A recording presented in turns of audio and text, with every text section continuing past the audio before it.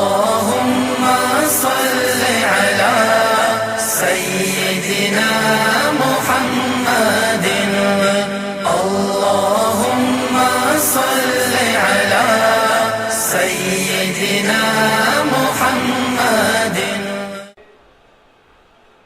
سال 1.5 سال پہلے رائے گڑھ کوکن کا جو علاقہ ہے مہاراشٹر کا ساحلی آپ لوگ جانتے ہیں، وہاں پر اس پورے ساحلی علاقے کے اندر امام شافعی رحمۃ اللہ علیہ کے مقلد بستے ہیں. انہیں کے درمیان ایک شہر ہے محصلہ، وہ غیر مقلدین کا ایک شہر ہے. وہاں پر تقلید کے عنوان پر شرائط مناظرہ کی ایک مجلس ہوئی، 5 گھنٹہ طویل یہ مجلس تھی. اس میں کیا ہوا کیا نہیں سب ویڈیو آپ دیکھ سکتے ہیں. دوران گفتگو مقیم فیضی صاحب جو غیر مقلدین کے بڑے عالم ہیں، پیس ٹی وی کے مقرر ہیں، انہوں نے کہا کہ گفتگو کا موضوع، مناظرے کا موضوع وہ ہوگا جس سے امت میں انتشار ہے. کون سا موضوع ہوگا جس سے؟ اور وہ ہے تقلید شخصی. وہ کیا ہے؟ تو آپ دیکھیں تمام لوگ تو شافعی ہیں نا، وہاں پر ان شافعی علماء نے وہاں متکلم مجھے طے کر دیا تھا، میں تو حنفی ہوں. تو میں نے ان سے کہا کہ حضرت اگر تقلید سے امت میں انتشار ہوتا تو حنفی شافعی مل کر نہیں بیٹھتے. بات سمجھ آ رہی ہے؟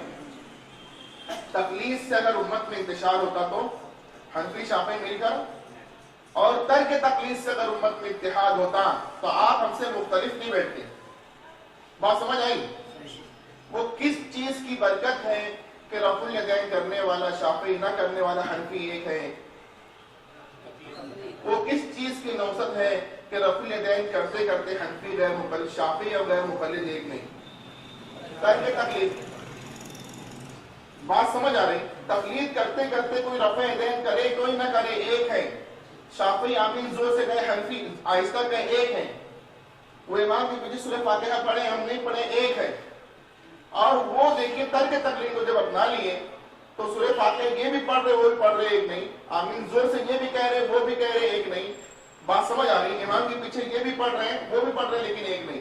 میں یہ کہتا ہوں کہ اگر خدا نہ خواستہ ایسا نہ ہوتا بلکہ یہ ہوتا کہ وہ ترک تقلید اختیار کرنے کے ساتھ یہ کر لیتے کہ رفع الیدین نہ کرتے، امام کے پیچھے سورہ فاتحہ نہ پڑھتے اور وہاں پر آمین زور سے نہیں کہتے، آہستہ کہتے، تب ہم حنفی اگر مناظرے کے لیے بلاتے، شوافی کو بلاتے، ہم کہتے تم ہمارے نہیں ہو.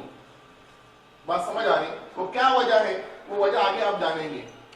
اتنا سمجھ آیا کہ تقلید سے امت میں انضباط ہے، انتشار نہیں ہے.